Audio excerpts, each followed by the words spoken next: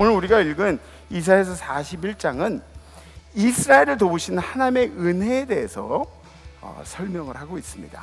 이사야 선지자의 활동 시기가 언제부터 언제까지였는지 여러분들 혹시 아십니까? 이사야 선지자는 우시야 왕이 죽던 해부터 또 므낫세 왕, 저 마지막 왕 므낫세 왕이 통치하던 그때까지였어요. 그러니까 이스라엘 백성이 포로기를 맞이하기 전의 선지자예요. 하나님께서 이사야 선지자를 통해서 하고 싶으셨던 말씀이 무엇이었을까요? 첫 번째, 우상 숭배를 버리고 하나님께 돌아오라는 거예요. 두 번째, 하나님과의 교제를 막는 죄를 회개하라. 세 번째, 구원은 하나님의 은혜로 말미암은 것이다. 네 번째, 결국은 메시아로 인하여 우리의 죄의 문제가 해결되고 이스라엘이 반드시 회복할 것이다. 그래서 이사야 선지자는 이 어려운 형국 속에서도 하나님의 회복을 계속 이야기하고 있어요. 근데 이사야 선지자는 그 하나님의 회복의 때에 일어난 일들에 대해서 이렇게 설명을 하고 있어요. 첫 번째는 하나님을 사모하는 자들에게 하나님께서 응답을 하신다.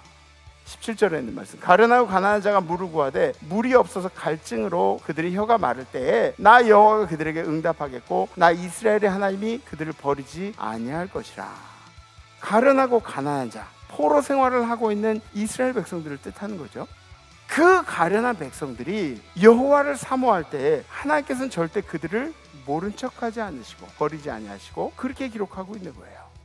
우리가 더 나아가야 하는 생각들이 있는데 그게 뭐냐면 여호와를 사모해야겠다는 결단을 하는 거예요. 여러분들이 여호와를 사모한 일이 우리의 회복을 가져올 수 있습니다.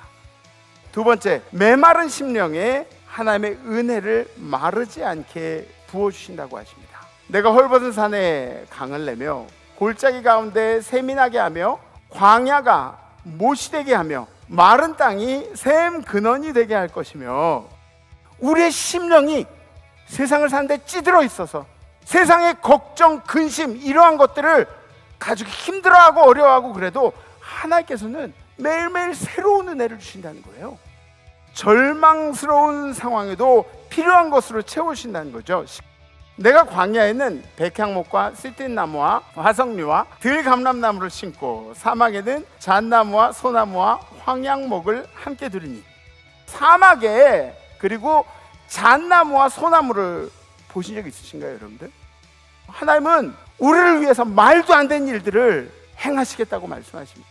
여러분과 저는 과분한 은혜 가운데 살고 있는 사람들이에요. 네 번째, 모든 사람이 여호와의 은혜를 깨닫게 된다.